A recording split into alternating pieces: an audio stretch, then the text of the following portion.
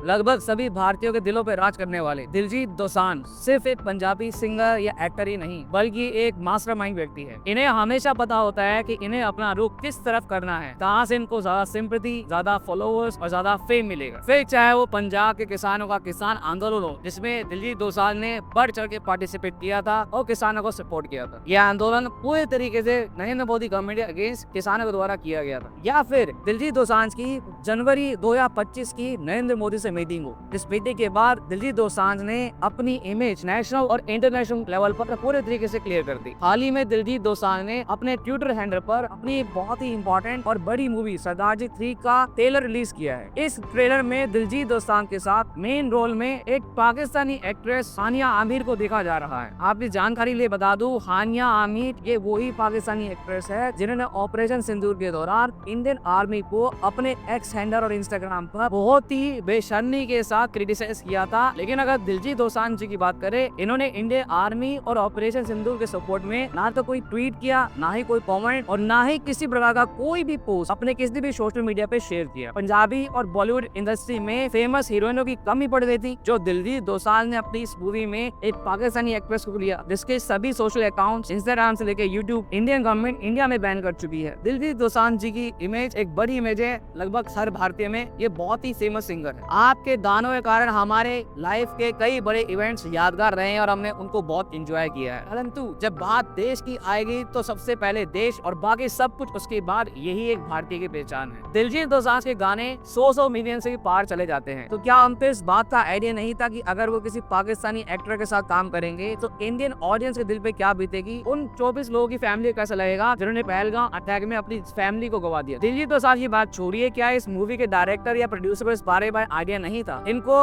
हर प्रकार से पता था कि अगर हम ऐसा करेंगे तो एक बहुत बड़ी कंट्रोवर्सी क्रिएट होगी, जिससे कि मूवी फेमस हो जाएगी और जैसे ही मूवी फेमस होगी मूवी हिट भी होगी और बहुत सारे लोग इसे देखेंगे भी। इसके अलावा ये मूवी इंडिया में रिलीज नहीं की जा रही है, इंडिया में ऑलरेडी बैन है। ये सभी लोग प्लान वाइज ओवरसीज में रिलीज कर रहे हैं जहाँ पे लोग बाग इसे देखेंगे। लेकिन कुछ ही समय में आप इसको ओटीटी प्लेटफॉर्म पे देख लेंगे, किसी भी, चाहे वो नेटफ्लिक्स हो या अमेज़न प्राइम। उसके बाद इनको अच्छे खासे व्यूज वहाँ से मिल जाएंगे और इनका पर्पस सोल्व हो जाएगा। फिलहाल FWIC जो कि मुंबई में स्थित एक फिल्म इंडस्ट्री वर्कर यूनियन है, उसके प्रेसिडेंट ने दिलजीत दोसांझ के इस मूवी को क्रिटिसाइज किया है। साथ ही उन्होंने डिमांड की है कि आने वाले समय में दिलजीत दोसांझ के सभी फ्यूचर प्लान्स को बैन कर दिया जाए। दिलजीत दोसांझ जो है ये कंपल्सिव रेगुलर लॉ ब्रेकर रहा है जहाँ तक हमारे इंडस्ट्री का सवाल है। He has to come in forefront and apologise. हमने सुना कि वो फिल्म को कहीं और रिलीज कर रहे हैं इंडिया से बाहर।